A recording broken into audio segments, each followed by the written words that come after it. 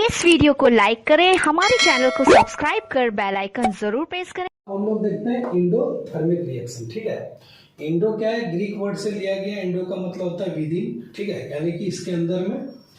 तो क्या है कि इंडोथर्मिक रिएक्शन एक ऐसा रिएक्शन है जिसको इनिशिएट करने के लिए, जिसको कंप्लीट करने के लिए, जिसको होने के लिए हम लोग को एनर्जी को सप्लाई करना पड़ेगा। मतलब कि ये एनर्जी को एब्जॉर्ब करेगा सराउंडिंग से, ठीक है, एनर्जी को एब्जॉर्ब करेगा और ये केमिकल रिएक्शन होगा, यानी कि कोई रिएक्टेंट होगा, उसको हम लोग को किसी फॉर्म में एनर्जी देना पड़ेगा। तो उसमें क्या होगा कि उसका ब्रेक डाउन हुआ, ठीक है, उसका जो बॉन्ड है वो ब्रेक हुआ और हम लोग को प्रोडक्ट मिलेगा। ये इंडोथर्मिक रिएक्शन है, ठीक है। सेकेंड चीज इसमें क्या बोलता है कि जो एनर्जी, जैसे हम लोग जो एनर्जी सप्लाई करते हैं केमिकल रिएक्शन को होने के लिए, इंडोथर्मिक रिएक्शन को होने के लिए जो एनर्जी को हम लोग सप्लाई करते हैं, ठीक है, उसको हम लोग क्या बोलते हैं, एक्टिवेशन एनर्जी बोलते हैं, ठीक है, एक्टिवेशन एनर्जी। मतलब कि एक्टिवेशन एनर्जी वो एनर्जी का क्वांटिटी है, वो एनर्जी का अमाउंट है जो जरूरत होगा इंडोथर्मिक रिएक्शन को होने के लिए, ठीक है। यहाँ पे क्या है, ए बी रिएक्टेंट है, ठीक है, ये क्या है, रिएक्टेंट है, और ए प्लस बी क्या है, प्रोडक्ट है। यानी कि ए बी को ब्रेक डाउन होने के लिए जो एनर्जी हम लोग सप्लाई कर रहे हैं, वो एनर्जी को हम लोग क्या बोलेंगे, एक्टिवेशन एनर्जी, ठीक है। तो यहाँ पे हम लोग क्या किए, ए बी को ब्रेक डाउन होने के लिए एनर्जी सप्लाई किए, यानी कि एनर्जी, ये रिएक्टेंट है, सो एनर्जी को एब्जॉर्ब किया, यानी कि क्या, किस टाइप का रिएक्शन ये होगा, इंडोथर्मिक रिएक्शन होगा। और जो एनर्जी का जरूरत पड़ा, जो एनर्जी का इसको ब्रेक डाउन होने के लिए जरूरत पड़ा, उस एनर्जी को हम लोग बोलते हैं एक्टिवेशन एनर्जी, ठीक है। और उसके बाद हम लोग को प्रोडक्ट मिलता है। अब क्या है कि एक और चीज हो सकता है कि यहाँ पे एक रिएक्शन है, ठीक है, हम लोग क्या किए, सबसे पहले एनर्जी इसमें सप्लाई किए। यहाँ पे क्या हुआ, इसका बॉन्ड का ब्रेक डाउन हुआ। बॉन्ड का ब्रेक डाउन होने के लिए ही हम लोग, ब्रेक करने के लिए हम लोग क्या किए, एनर्जी सप्लाई किए। अब जब प्रोडक्ट मिल रहा है तो यहाँ पर क्या होगा कि कोई नया, यहाँ बॉन्ड है सो ब्रेक होगा, वहां पे हो सकता है कोई नया बॉन्ड है सो फॉर्म भी होगा। तो वो क्या करेगा, वो भी तो एनर्जी रिलीज कर सकता है। तो जब भी कोई इंडोथर्मिक रिएक्शन है तो जो एनर्जी हम लोग सप्लाई किए, ठीक है, एनर्जी सप्लाइड, ये हर समय ग्रेटर देन किससे होगा, जितना एनर्जी हम लोग को इंडोथर्मिक रिएक्शन हुआ और जितना एनर्जी रिलीज हुआ। एनर्जी जो रिलीज हुआ कोई रिएक्शन को होने में, अगर उससे ज्यादा हम लोग को एनर्जी सप्लाई करना पड़ रहा है उस रिएक्शन को इनिशिएट करने के लिए, तो हम लोग बोलेंगे वो इंडोथर्मिक रिएक्शन है, ठीक है।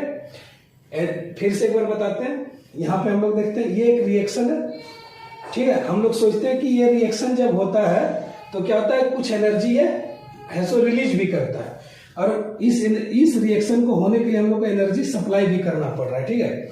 तो हम लोग मानते हैं कि कोई E1 एनर्जी हम लोग सप्लाई किए इस रिएक्शन को होने के लिए, और E2 एनर्जी, जब ये रिएक्शन हो गया तो E2 एनर्जी रिलीज होता है, ठीक है।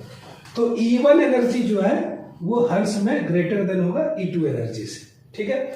इसको थोड़ा अब और अच्छे से समझते हैं। अगर हम लोग है सो इस रिएक्शन को करने के लिए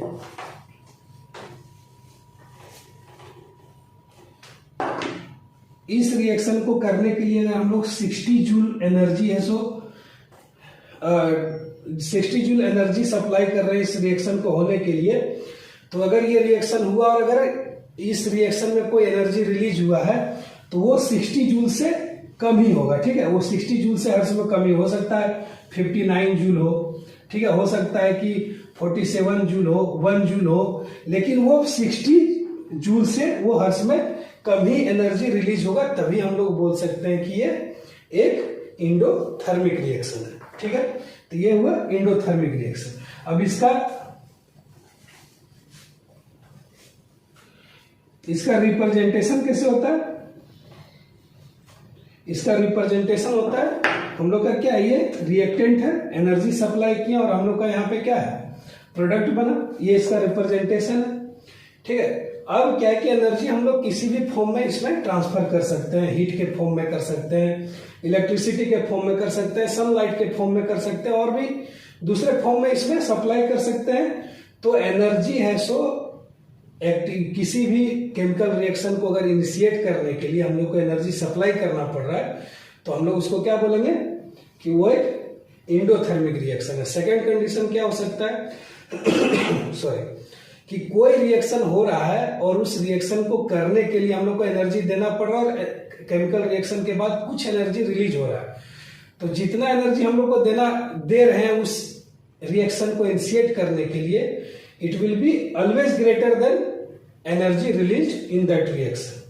ठीक है, ये हुआ एंडोथर्मिक रिएक्शन।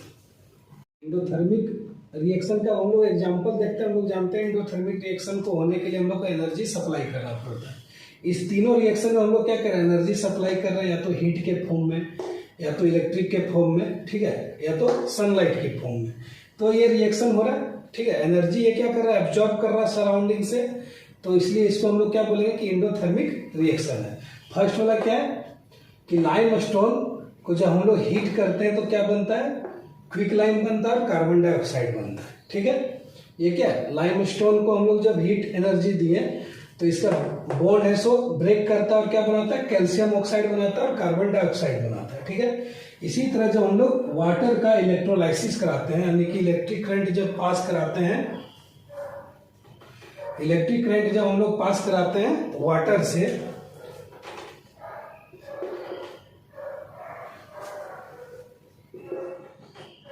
इलेक्ट्रिक करंट जब हम लोग पास कराते हैं वाटर से तो क्या होता है, हाइड्रोजन और ऑक्सीजन गैस हम लोग को मिलता है। ठीक है, ये रिएक्शन देखते हैं हम लोग, बैलेंस नहीं है, H2O H2 प्लस O2, ठीक है, यहाँ पे 2 करते हैं तो यहाँ 2 करने से ये बैलेंस हो जा रहा है।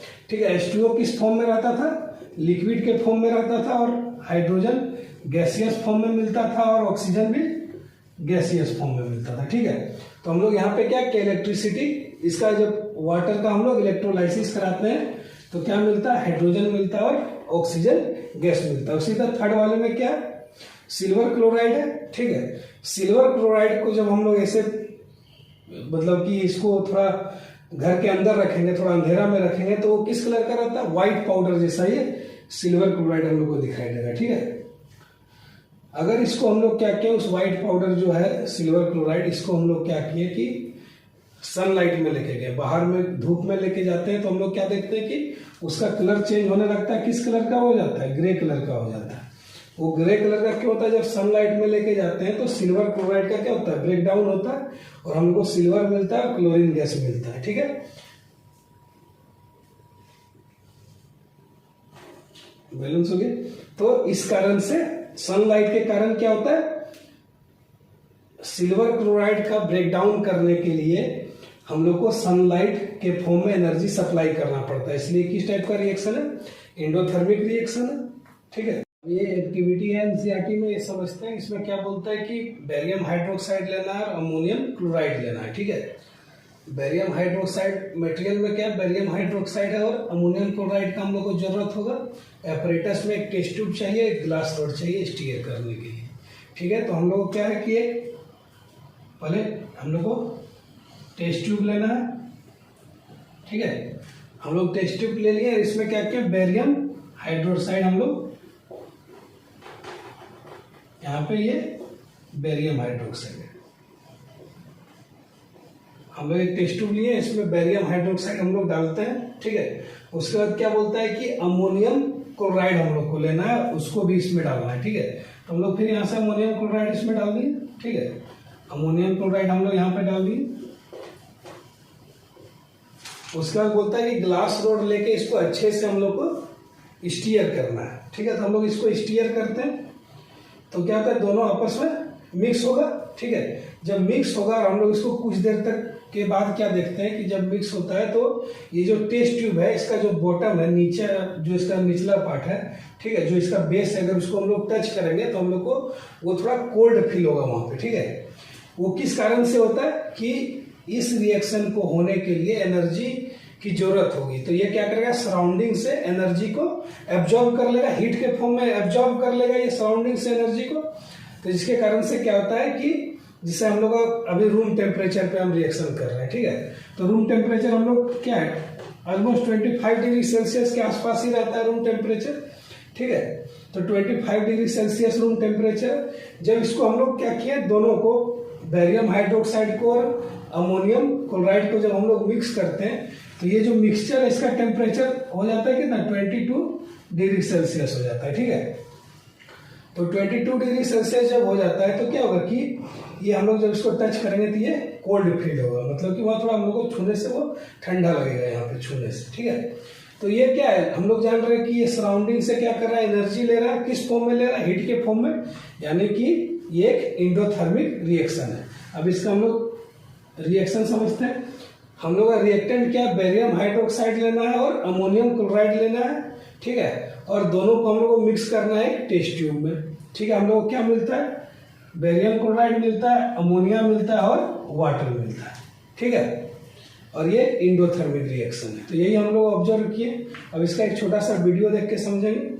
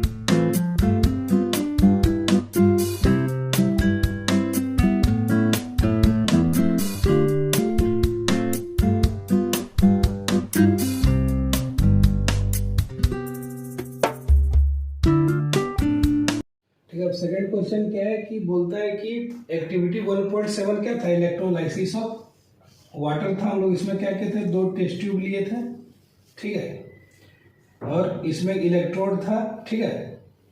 उसको इलेक्ट्रोड को हम लोग क्या किए थे, वायर से कनेक्ट करके इसको एक बैटरी से कनेक्ट कर दिए थे। और जब हम लोग यहाँ से इलेक्ट्रिसिटी जब इसमें फ्लो होता था तो क्या होता था कि हम लोग देखते थे बबल क्रिएट होता था, और फिर ये जो गैस है, ठीक है, गैस क्या होता था कि ऊपर ये इस टेस्ट ट्यूब में ऊपर में ये जाके कलेक्ट होने लगता था। तो बोल रहा है कि इलेक्ट्रोलाइसिस ऑफ वाटर जब होता है तो एक गैस है सो वो उसका जो अमाउंट है वो डबल होता है दूसरे गैस के अमाउंट से। तो वो क्यों होता है, हम लोग को बताना उस गैस का नाम क्या है, ठीक है। तो हम लोग जानते हैं कि हाइड्रोजन का जो है, हाइड्रोजन का जो क्वांटिटी होता है वो डबल होता है ऑक्सीजन के क्वांटिटी से, ठीक है। हम लोग जानते हैं कि हाइड्रोजन का जो क्वांटिटी होता है वो डबल होता है ऑक्सीजन के क्वांटिटी से। अब क्यों होता है वो हम लोग देखते हैं। तो हम लोग यहाँ पे जानेंगे हाइड्रोजन। सबसे पहले ये जो क्वेश्चन है नेम द गैस, तो hydrogen is the gas whose quantity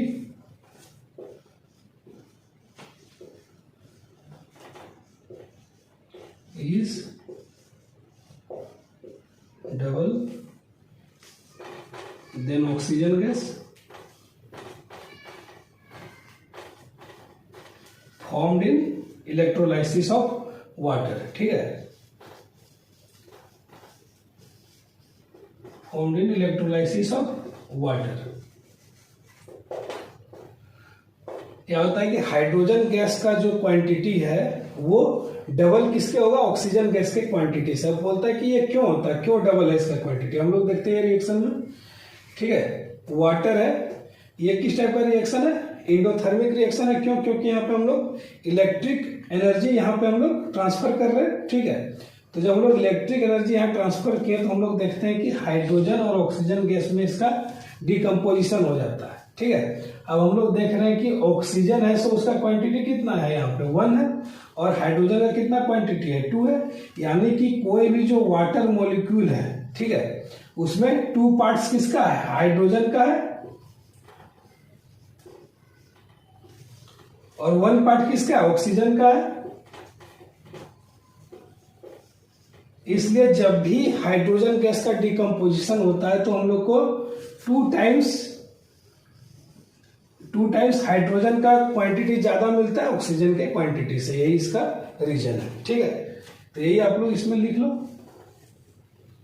फिर से एक बार ये बताता हूं, बोलता है कि कौन सा गैस मिलेगा जिसका क्वांटिटी है सो डबल है दूसरे गैस से। तो हम लोग जान रहे हैं हाइड्रोजन का क्वांटिटी है सो डबल है किससे, ऑक्सीजन से। अब बोलता है क्यों है, तो हम लोग जब ये रिएक्शन देखते हैं तो हम लोग देखते हैं कि वाटर है सो 2 पार्ट्स, वाटर में क्या है, 2 पार्ट्स हाइड्रोजन का और 1 पार्ट किसका, ऑक्सीजन का है। इसीलिए जब भी वाटर का इलेक्ट्रोलाइसिस होता है, वाटर का डिकम्पोजिशन होता है, वाटर के बीच का जो बॉन्ड है हाइड्रोजन और ऑक्सीजन का जब ब्रेकडाउन उस सबका होता है तो हम लोग को हाइड्रोजन 2 टाइम्स मिलता है ऑक्सीजन से।